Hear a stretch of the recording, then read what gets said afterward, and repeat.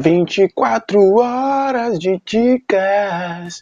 Então tá, vamos lá para mais uma dica nesse dia em que vocês vão levar dicas durante 24 horas, uma dica por hora, porque o Enem 2017 tá chegando, então vamos se antenar aí, pessoal. A dica de agora é para outra classe gramatical que também é bem, aparece bastante no Enem, tanto em questões propriamente ditas e também no uso aí, no uso correto na sua produção de texto aí na redação. Eu estou falando do pronome. Vamos nos atentar então a 3 tipos específicos, né, dos pronomes, dos vários pronomes. Você sabe, num conceito geral, pronome é aquela classe de palavra, aquela palavra que vai aparecer para substituir ou acompanhar um substantivo, ok? Beleza, como nós vamos se atentar a 3 tipos de pronomes, são eles: pronomes pessoais, nós vamos se atentar aos pronomes possessivos e também aos pronomes relativos. Rapidamente aí, falando de pronomes pessoais, o pronome pessoal do caso reto, ele serve ele serve como um sujeito na frase.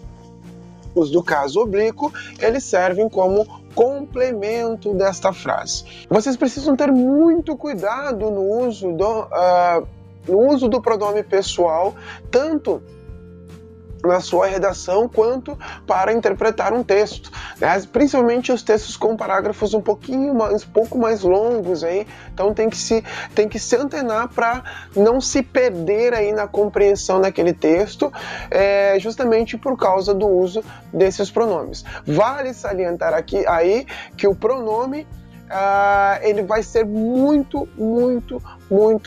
importante na hora da sua produção textual, na hora da sua redação, onde você, com o bom uso dele, né, o uso correto desses pronomes, você pode ter aí um texto bem coeso.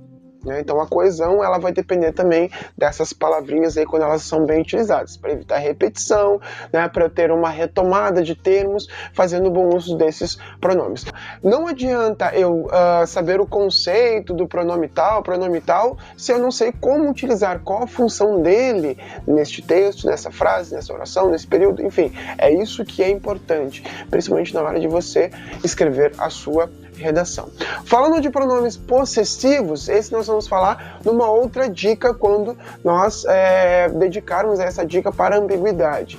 Então também é importante vocês atentarem aí para o pronome possessivo nesse sentido. Já o pronome relativo, que talvez é aquele que vocês estudem bem mais aí quando vocês estão focam bem mais quando vocês estão estudando os pronomes.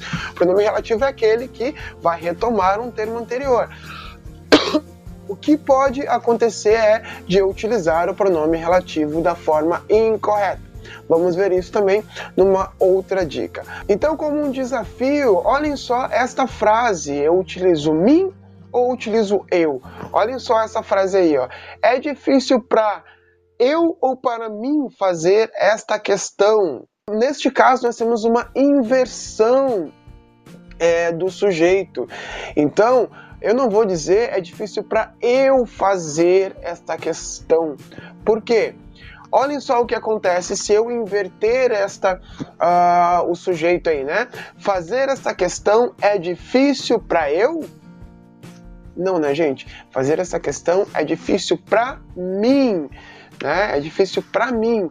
Então, a gente tem que tomar bastante cuidado aí com o uso do mim e do eu.